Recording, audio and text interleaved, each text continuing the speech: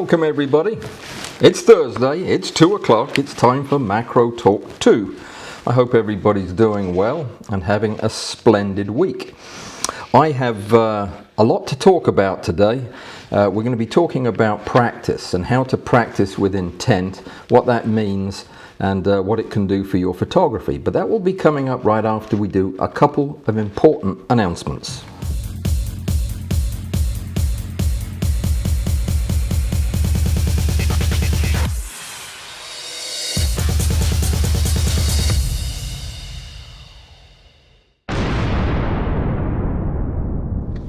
Apparently there is a big discussion going on over in chat, which I can't see, about repairing flashes and whether or not it's a good idea and how you do it and safety and all that. This was sparked by Walter asking if I'd be willing to operate on an MF12 during one of my live streams or possibly on the Zoom meeting. The answer is yes, absolutely. I have several of them ready to go. I'm just trying to source the parts for them. But it's dangerous and it needs to be done very carefully, and there are rules you have to follow. But absolutely, I always intended to do this on air. So yeah, the answer is sure, we'll do that. And I'm not gonna get into the back and forth on it right now because we've got too much to cover. I want to thank some people first. But first, did you know this?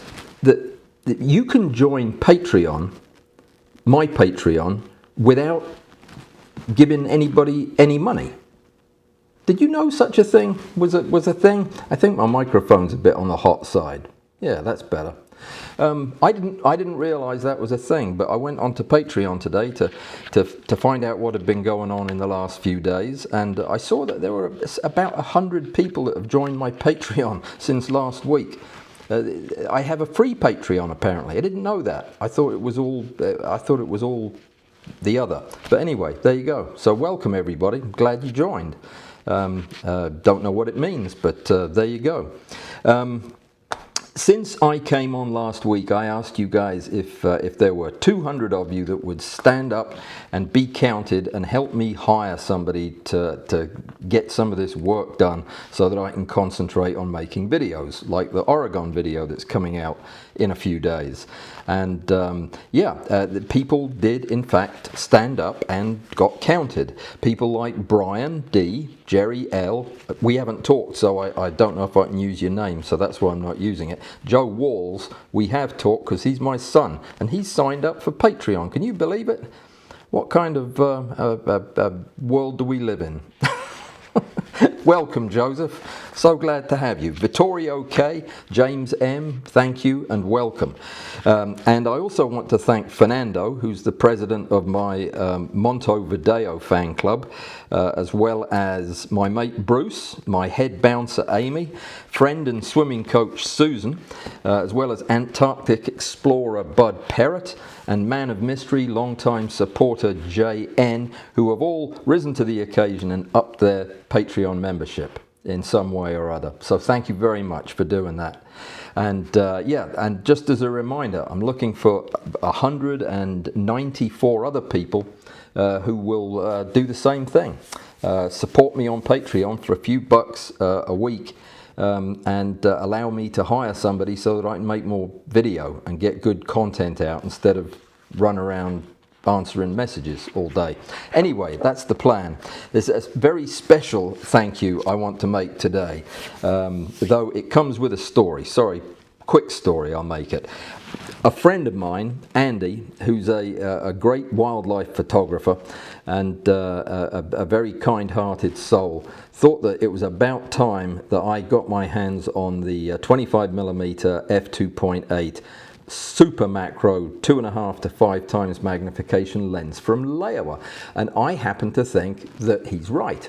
So he made that happen, and this arrived in the Z-mount today. In fact, it arrived about 11 minutes before I came on the air. And I cannot be more excited. Now, it appears to be okay, but I was worried about it because about 13 minutes before I went on the air, the truck pulled up outside and the guy walked halfway to my front door and lobbed it. Let me show you the box. Fragile. Fragile. A doubly fragile box that sailed through the air and landed on my porch. Then he photographed it from the lawn to show that he'd delivered it. And I thought, what could that be? Because it made a loud bang hitting the ground. And I went out and I thought, oh my God, this is Andy's sent a lens. And yeah, but it seems to be fine. It seems to be fine. I'll check it out later today. I'm going to go out and find me some slime molds today because it's been raining for 3 days solid. So thank you, Andy. That's great. I cannot wait to start making some videos with this thing. Okay, great. Where was I? That was about it, really. Was there anything else? I don't think so. There is no Pazoom this weekend. There is a Pazoom next weekend. That's the way it goes. Every other weekend, 2 hours, 10 till noon. Next Saturday we have it. This Saturday we don't.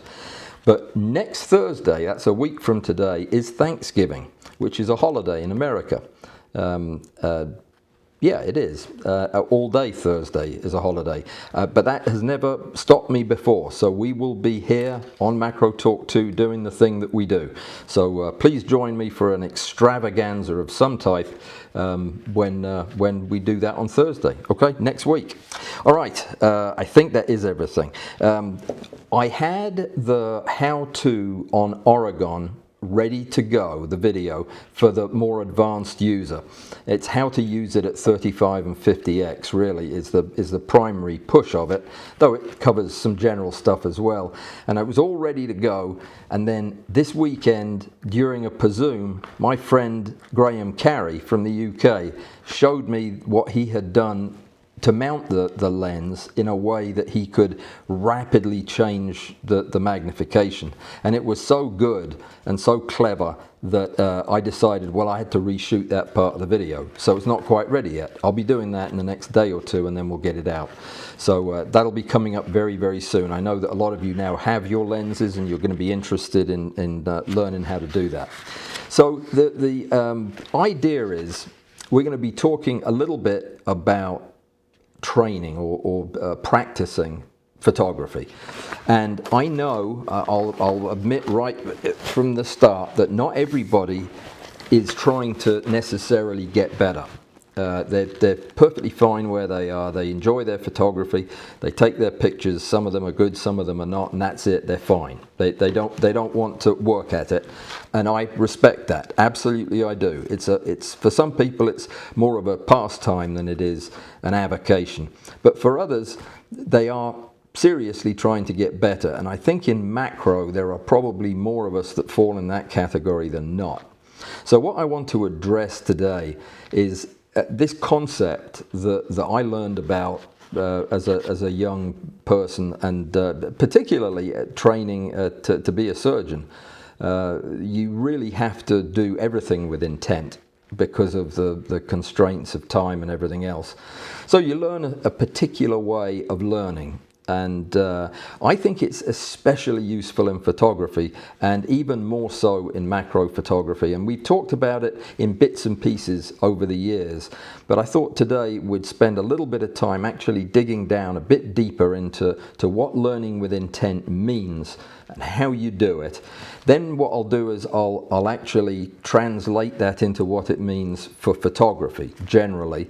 Then we'll look more specifically at some drills that I recommend to my students in macro that they do to improve with intent. And then at the very end, if there's any time, I'm going to pick one particular area of macro photography that can be problematic for some people, and that is focusing. And tell you how I practice focusing, and give you a few pointers on how to do that. Does that sound interesting? I hope it does. It's interesting to me. This kind of meta discussion is always interesting to me because I think how we learn is as important as what we learn. And the more you know about the learning process, the easier it is to understand why we do the things that we do. Anyway, let me see. I've got some notes, and if I don't look at my notes, I'll get out of order. So I'll try to stay focused on them. Probably the most important thing when you're doing what's called deliberate practice, which is distinct from doing the same thing you already do over and over again. That's my biggest trap in my own photography, is to just go out there with a camera and do what I always do and call that practicing. That's not practicing. That's doing what I currently do. Practicing with intent is deliberately doing things that are intended to improve your photography, and they involve thinking about what you're doing and why you're doing it. So it's very much about having goals and having a way of tracking your movement towards those goals. If you're not doing that, you're just kind of doing the same old. And you can certainly practice bad habits and get very good at them. I know a lot of people who do that, me included. So having specific goals that you're aiming for and a way to track whether or not you're getting any closer to them. We'll get into a lot more detail about that as we go along. But this is called in science a feedback loop, where you will do something and then examine the results and then adjust your course going forward as you learn more about where you are and where you need to be. So setting the goals is key, and it needs to be specific goals. When you're looking at your photographs, if you're thinking, boy, these just don't have any excitement to them, they're flat, they're boring, then the goal might be to make my photographs less boring. And there may be 10 elements that go into making them less boring. And that's what we're going to be talking about. To be a good learner and to practice with intent, you have to be very efficient in how you use your time. You are better off doing 10 minutes of intentional, guided practice in a particular area than you are doing 2 hours of the same old. So using your time in a way that is very specific to the target, the goal that you have in mind, is of great value. But again, if you don't think about it, you won't do it. So making it formal is a good idea. I actually put my practice days on my calendar, or my practice blocks of time, and I do practice regularly. Every week, actually, I do something that you'd probably think of as a drill. They're all important to me because they're the only way I can get better. You need to be engaged in the process mentally. This is not a passive process. You don't accidentally learn the right thing when you're trying to learn something complex. So your head has to be in it, and you have to concentrate when you're doing your practice, and you have to pay attention to what you're doing, why you're doing it, and what the results are. The more you understand why you're doing the practice, the more effective it will become in developing the habits that you're looking for. Repeated and purposeful repetition is the next feature, and that is distinct from mindless, pointless repetition. Just again, same old, doing it again. When we do something and repeat it over and over again, we learn muscle memory. We learn how to take some of the complex task that we're doing and internalize it. Make it to where we no longer have to think about it. If you've ever learned a musical instrument, you'll know very well what it feels like when all of a sudden you're not thinking about those chords that you're playing. You're just playing them. And that's very much what we're aiming for here. Now, it comes in bits and pieces, and we need to recognize when we have acquired some of that muscle memory, because there's less learning we have to do there, and we can focus our attention more on the places that we haven't learned.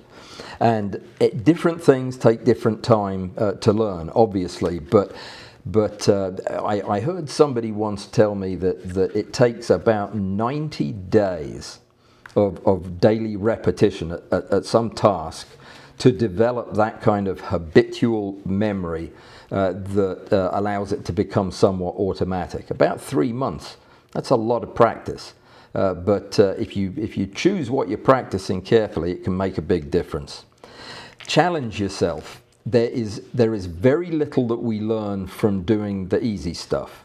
We already know how to do that. We learned that yonks ago, unless you're brand new. But if there's parts of your photography that are especially challenging to you, they're the parts you need to be practicing. I know that sounds a little bit obvious, but it's amazing how many times we'll go out and practice the stuff we're already good at, because it makes us feel good. When we practice deliberatively, or deliberately I should say, we gain other skills. Practicing with intent allows us to be flexible and create new solutions as new problems come along, stuff we haven't practiced. And that's one of the huge bonuses of doing this kind of intentional practice.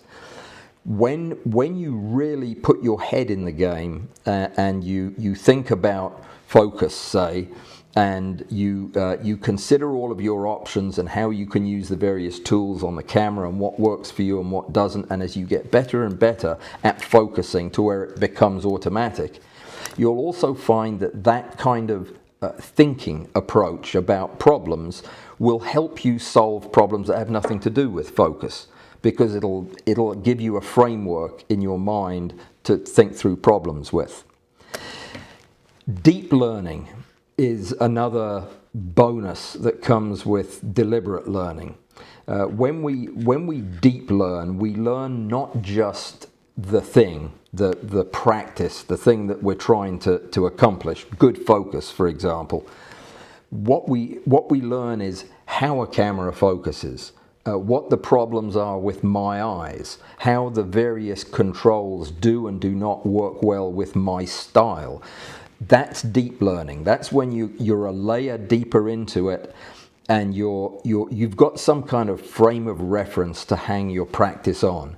It makes it much more durable, much more efficient, much more effective. Being motivated and committed, they are kind of not something that you can manufacture. There's very little point trying to learn habits of really good deliberate learning if you aren't motivated to do it, because it does take work. It does take being willing to focus for that period of time. If you're not committed and you don't have strong, clear goals, which is the way you get committed, well, then you'll probably get committed in a different way. But we won't worry about that for now. Developing expertise is the outcome of good practice. If you practice with intent, you will become an expert. I guarantee it. You can't practice intentionally and not, because it is a very natural progression to expertise. Expertise doesn't happen overnight, and it's not completely transferable from one area of, say, photography to another area. New skills will take new practice regimens, and that's why I think we also need to pace ourselves when we're doing this, which all comes back to the first thing I said, of having goals that are achievable, they're manageable, they make sense, and they are coherent with what you're trying to do. And another thing about goals, we can change our goals anytime we want, and if we are doing intentional practice, we will change our goals, because as we realize we've achieved a level of expertise in a particular area of our macro photography, it doesn't need as much attention, so we can shift to things that now have become more important. And that happens all the time. You can change your goals as often as you need. You just have to do it formally. You have to make a clear understanding with yourself what you're trying to accomplish. I actually put it in writing. It's something that will come up in a few minutes when I'm talking about the techniques I use for this kind of learning, but writing is a part of it. It's not a journal, it's a notebook. I keep notebooks. I have hundreds of them, but that's where I record my efforts at practice and what's working and what's not, my goals are, and I update them all the time. It's a mess, and it's not something I very seldom go back and look at again. That's not the point. It's the writing it down. You use a different part of your brain to write something down than you do to just think about it or even talk about it. When you're actually writing it down on paper, you're committing it to a different part of your memory, and it'll stick with you longer. I mentioned transferability before. A lot of our skills are transferable. You'll go to a lot of trouble to learn a particular song on the guitar, say, and discover to your delight that what you learned through all of that practice actually works beautifully with other projects that you have in the future. And that's the same in photography.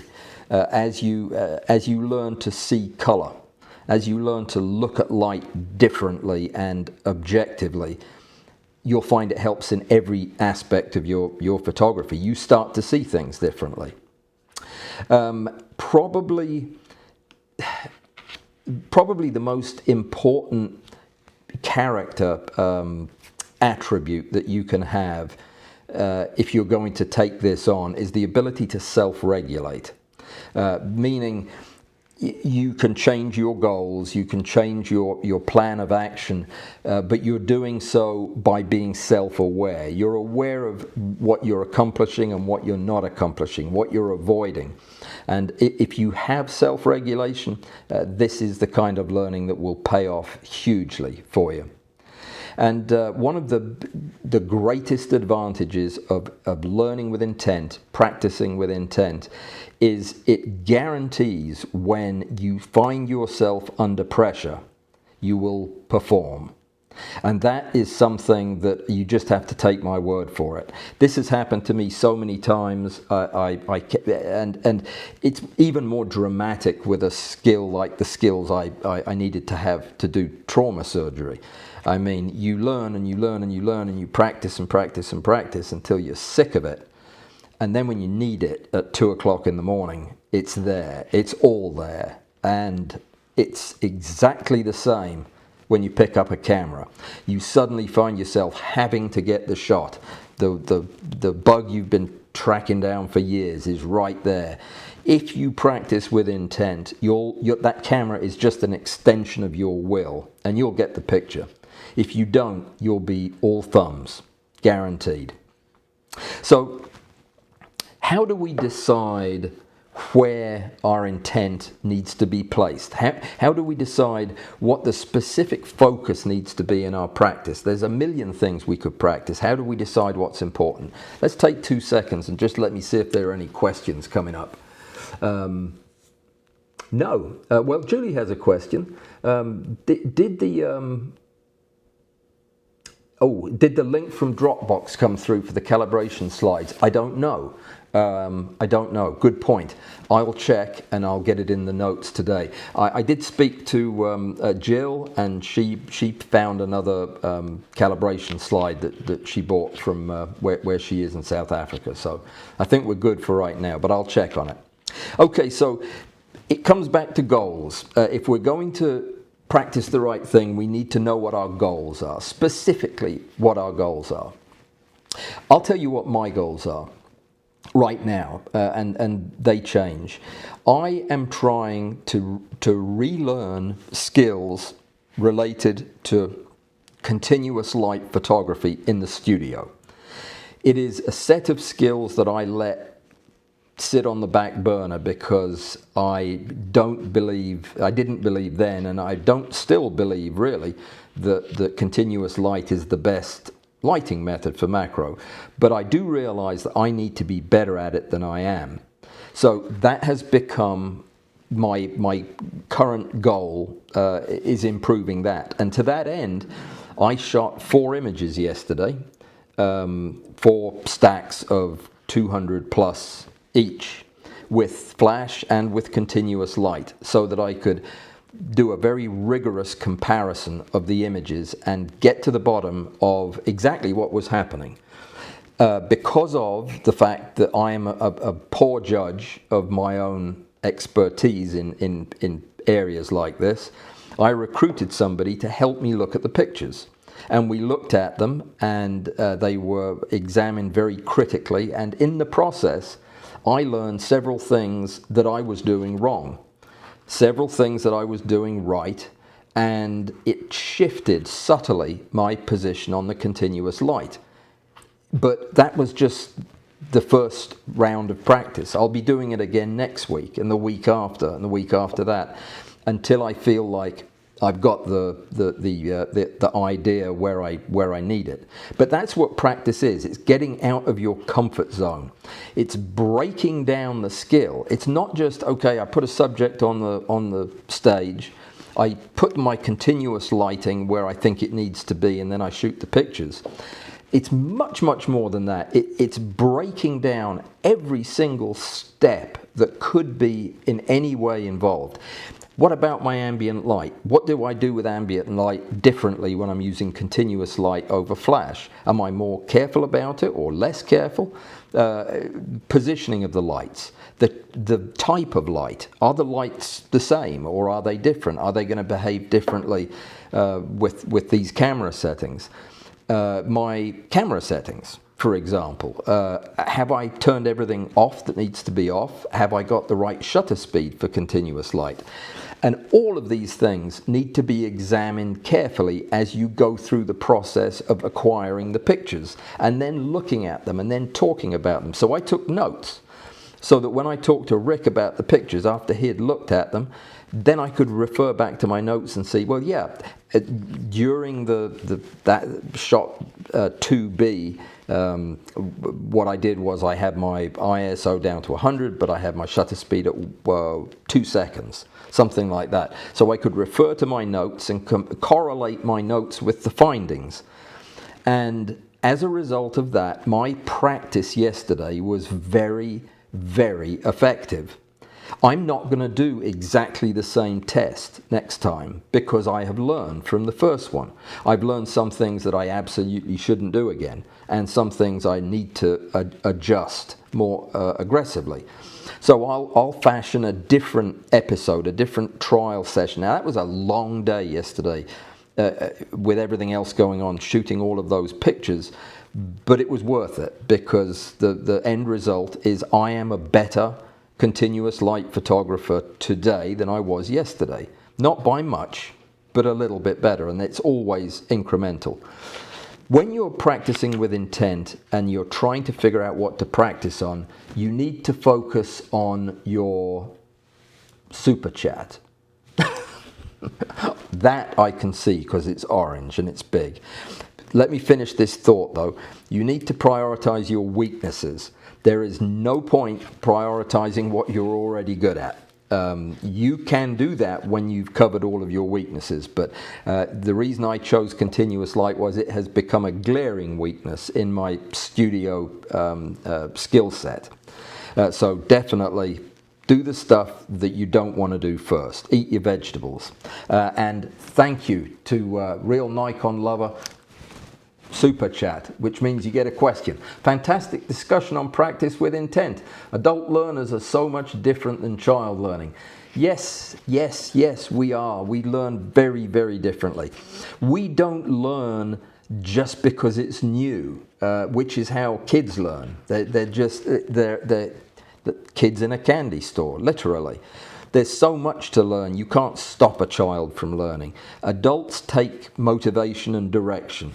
And that's what we're going to get to now. Feedback. Look for feedback, and look for feedback from people that you're going to listen to. It's all good and well to do your practice. And for us, practice almost always results in photographs.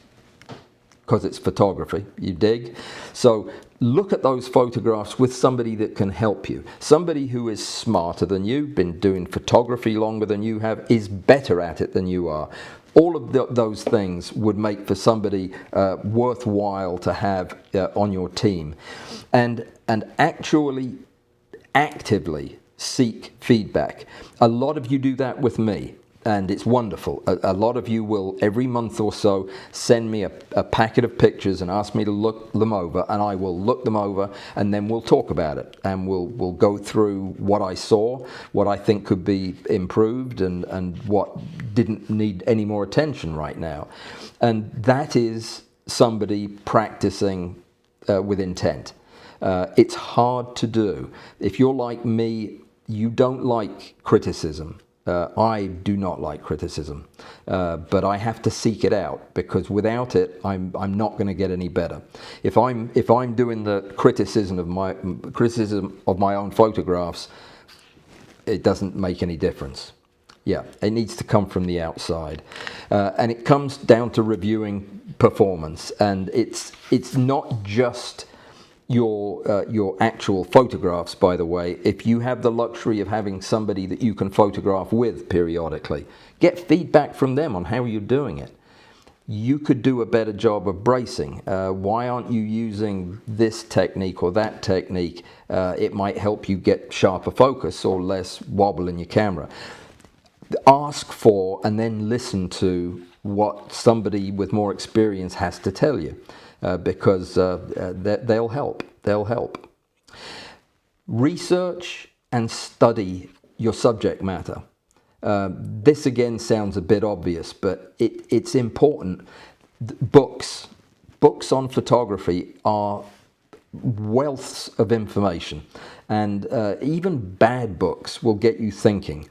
I have a collection. It's a small collection because I'm very particular about the books that I get my information from. They have to be demonstrably worthwhile to read, but when they are, I read them over and over again. I have a handful of macro books that are just, I read them again and again and find something new every time. If I ever read through them and don't find something new, I guess I'll buy a new book. But yeah, doing the homework gives you the frame of reference for your own lessons to make more sense. Consult with experts. If you are lucky enough, like I am, to have a genuine bona fide expert like Rick as a friend, I will seek him out anytime I have a question that I don't know where to find the answer for. And using that is part of good practice.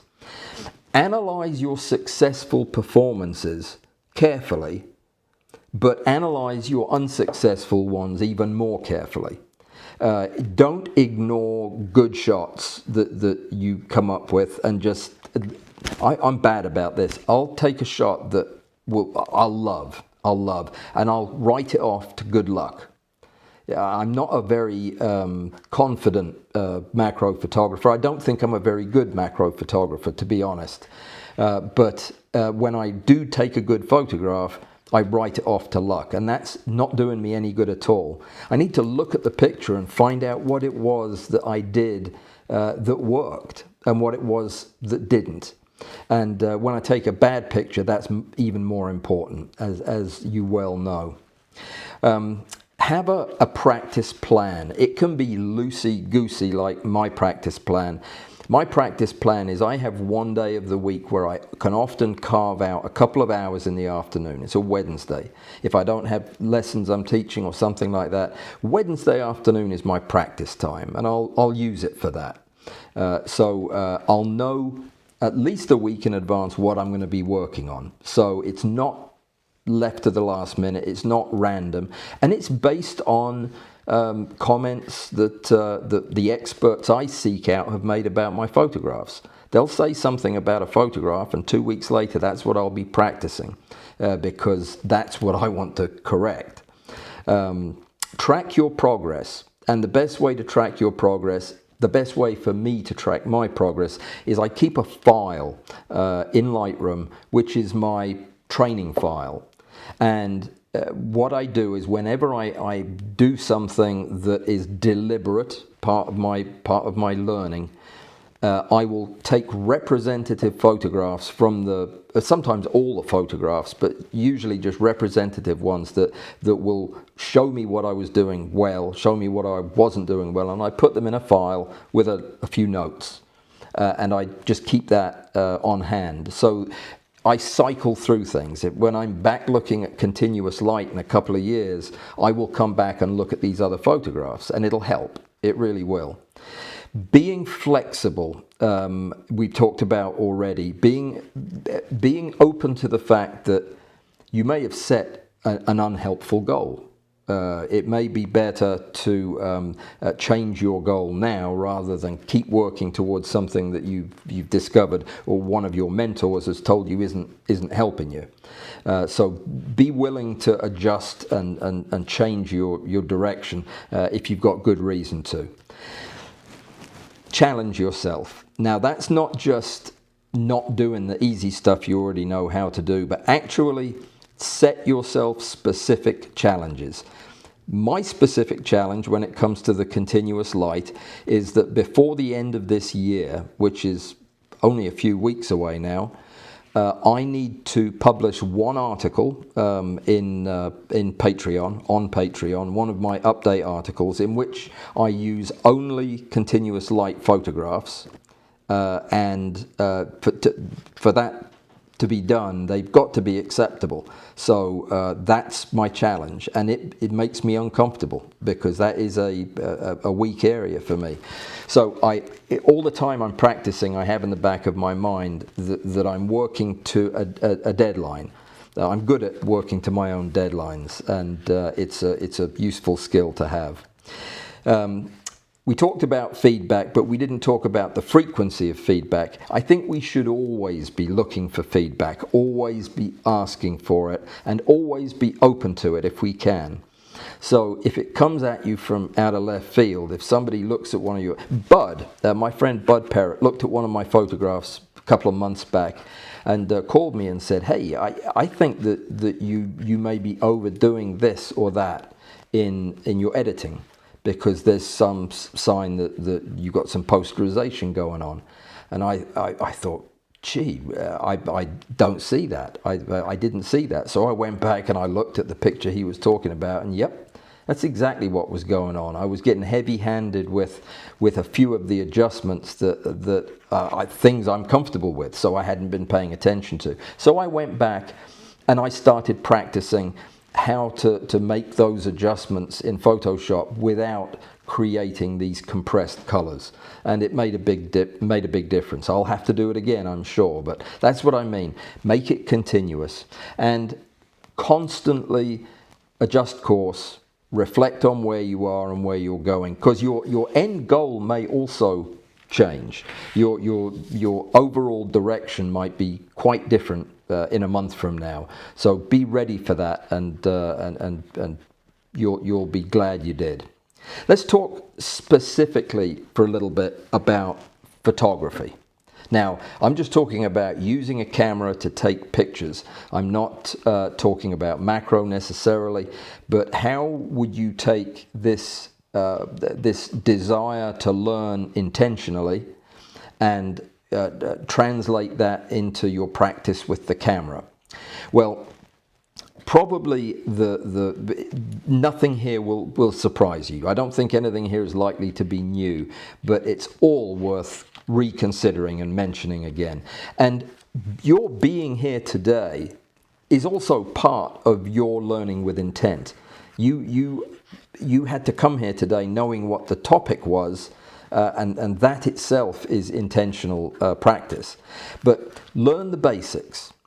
If you have any residual concern that you don't understand exposure, the exposure triangle, if you don't understand compositional general rules, go find a book, read about it, increase your knowledge on it. That is one of the best things that you can do, is fill in the gaps in your knowledge.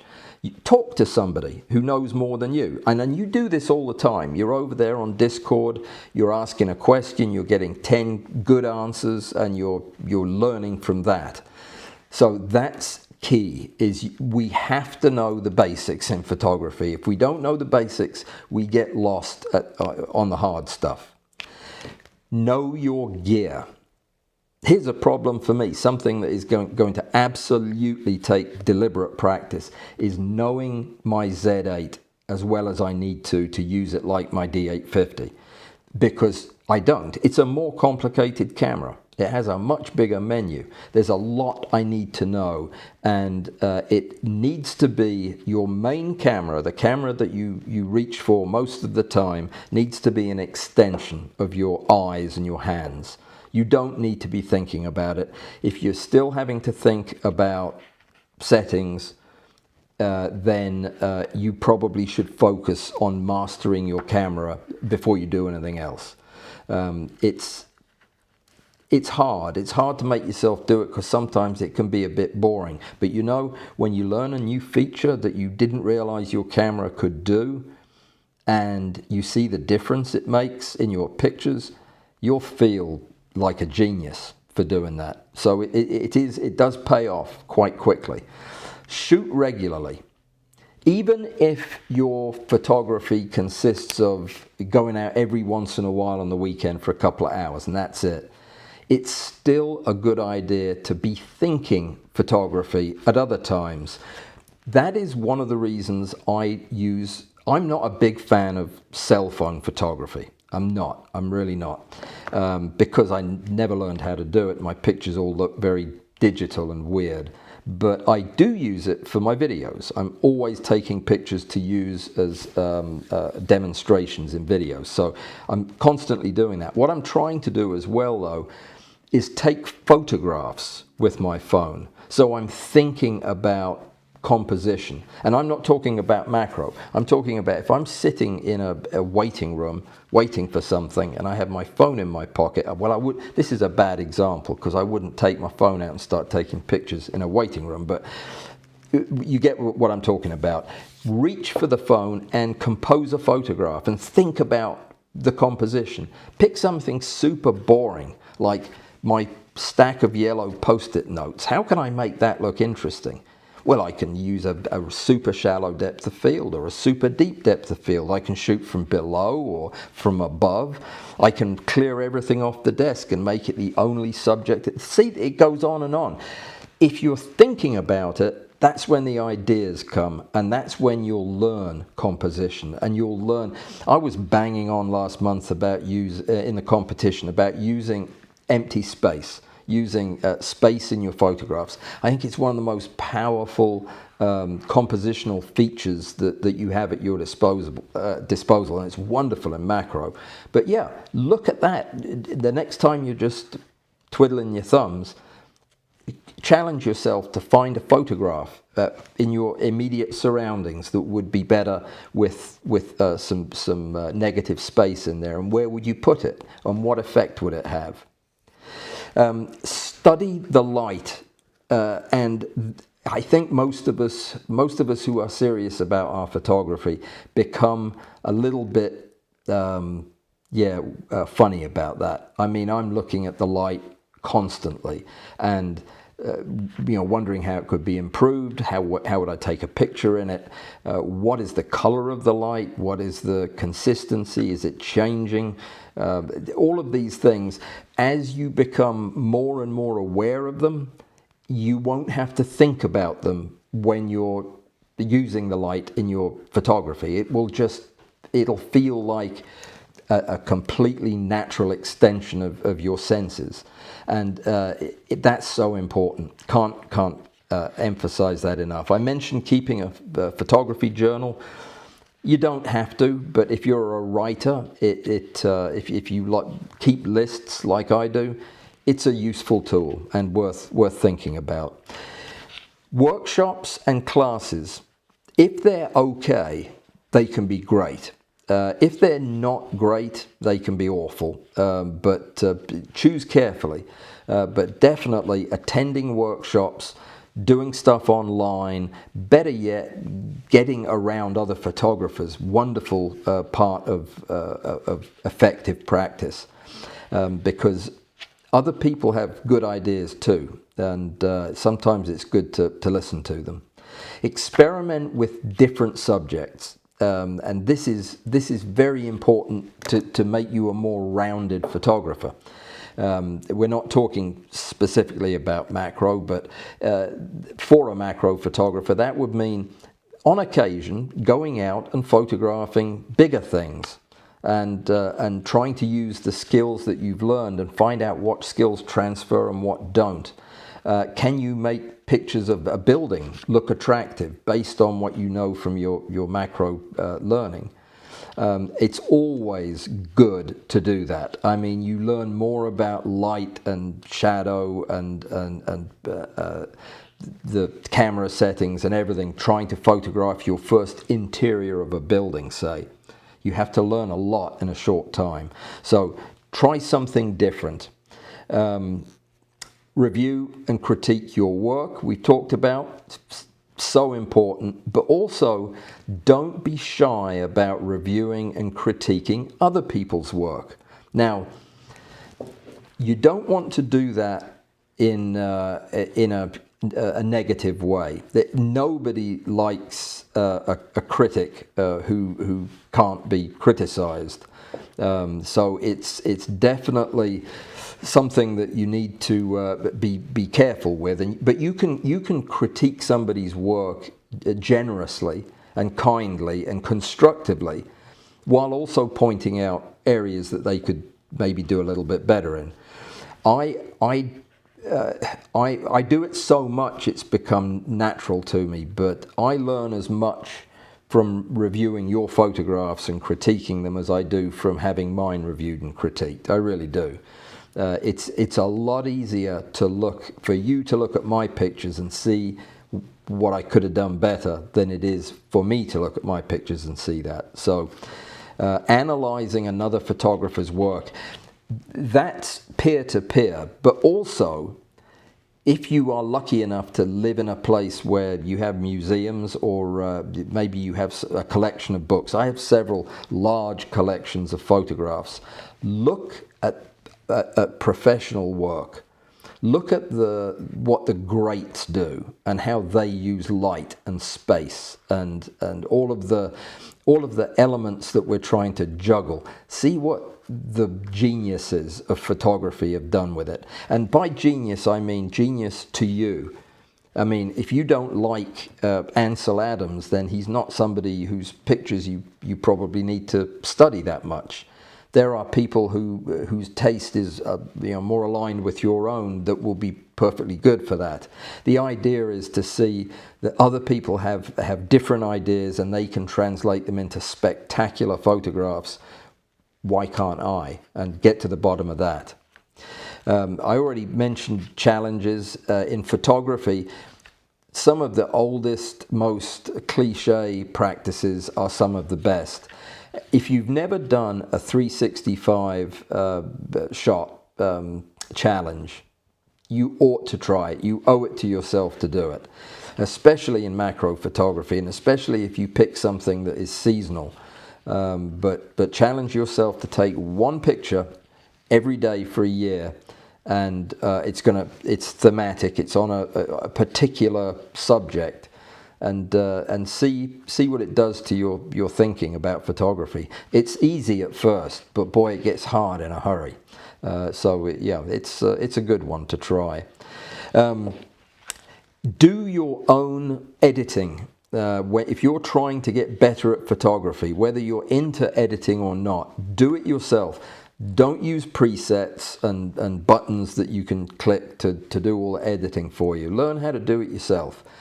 It's the only way to learn what white balance is. It's the only way to learn color properly, is if you're doing the editing yourself.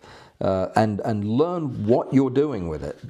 It's all good and well to use. Well, we talked about this on Tuesday. We talked about using the unsharp mask as a different way of doing sharpening. Well, not only do it yourself, but learn about it. Learn why you're doing what you're doing and why it's effective. Yeah, so all good stuff. Seek constructive feedback. There's always people that will give you constructive feedback. People like to do that. They like to be asked that because it's flattering. It's flattering for a photographer to have another photographer say, would you mind looking at my picture? I think you might have some ideas that would help me improve. Yeah, you won't have any trouble finding that. But pick people whose pictures you like. Because otherwise, yeah, it wouldn't make a lot of sense, would it? Something that is a bit meta, but it's worth bringing up, is we need to practice patience, because this is not an overnight thing. It takes years to develop into the photographer that you can be. And if you're impatient with it, you'll get yourself into a trap of unintentional practice and practicing just to be practicing. You're better off taking a little more time, being gentle on yourself. You learn those lessons much better, so don't be in a big rush. Keep up with tech. We sometimes are quick to discount technology as a crutch or as some kind of a gadget that you know, that's not for serious photographers. No, it's all for serious photographers, and we need to know what's going on. We need to know what a global shutter is, as opposed to a rolling shutter, and why it matters or doesn't for our photography. If we aren't keeping up with the technology, then we may be missing opportunities for some really easy gains in our image quality. So keep up with it. You want to make good choices when it's time to buy a lens or a camera as well. And the last thing I'd say is, in your photography, you should always be working towards your particular style. You have a style. You might not know what it is yet. I will probably know what your style is before you do, because that's the way it goes. It's easier for other people to see it. But if you keep it in your mind, and when you see photographs that kind of are falling into a group, ask yourself why. Is this my style, or am I just being lazy? Is it a fad I picked up, or is this helping me tell my story? And that's ultimately what it is. So be mindful of the things that you do with your camera that are helping you to get your message across, and that is your style. When you're successfully getting your message across, you found your style, and don't sell that short. You can learn how to use the camera pretty well in a few days. It will take you years to develop your style. So think about it. All right, so we have a little bit of time. I don't think we're going to have time for me to get into the very specific focusing issue, but we can do that another time. I do want to talk about some specific drills that macro photographers would be it would be a good idea for you to learn these things. And if you're wondering where your direction should be or what your focus should be, try some of these particular areas of macro to focus on. I'm going to drink some water.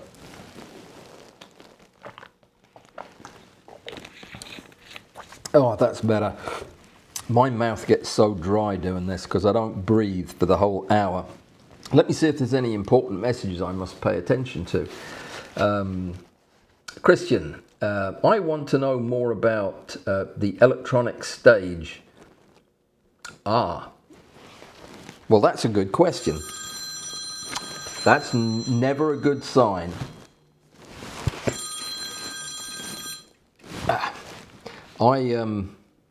Let me just double check that. Yeah, okay. I was just double checking to make sure that was not a phone call telling me that I had gone off the air or something like that. I don't think so. Okay, so sorry about the interruption. The phone is up on the ceiling to look down on the camera. So where was I? I was reading the note from a Christian. Wants to know about the positioning system. Well, we're still at the stage of basically just teasing that, and there will be more coming up soon. That's all I can tell you, but it's real, and you're going to learn more about it soon. It's going to be one of the most exciting things to happen in macro photography ever, and that's the most I can say. But thanks for asking. Jack, what is the relationship of testing experimentation with your learning with intent? Absolutely, absolutely. I somehow didn't get to that, and this is more important than forging ahead with what I was going to say. Experimenting and testing new things is crucial. There are some endeavors in your life, surgery being one of them, where you don't really want to be doing a whole lot of experimenting as you go. But there are places that you can do that. There are situations you can do that in with your photography. Absolutely. The only way that you can discover something is by experimenting and trying it, and so long as you also do it with intent. When I was doing this still continuous light photography yesterday, it was very much experimental for me. I mean, I was using different lights and positioning them differently and using different reflectors, and it was very much to see what effect it would have. But to make it part of intentional learning, you need to keep track of what you found and what worked and what didn't. So yes, it's a crucial part, not only of making your practice better, but making it more fun. I am constantly experimenting with different things. So yeah, thank you for bringing that up. Very important. Larry, there are pre-printed logbooks for yes, there are, and you know there are all kinds of tools like that online, or you could make one yourself. But having a photography log, it's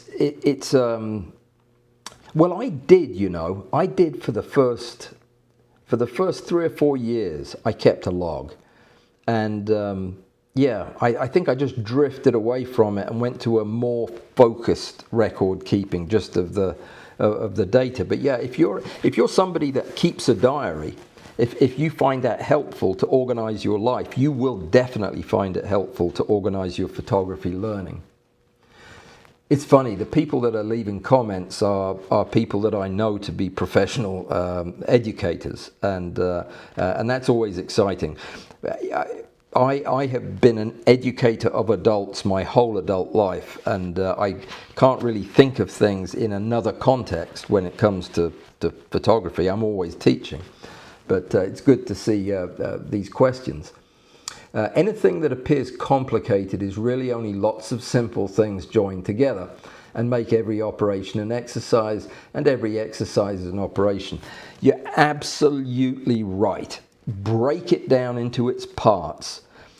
There's a saying that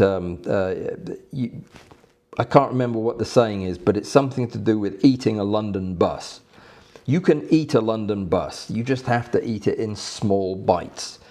I'm not giving you this as advice, because you will get a bowel obstruction if you try to eat a London bus, even in small bites. But you get the idea. Break it down into chunks, and then find out which chunks are sticking in your throat. They're the ones you need to practice.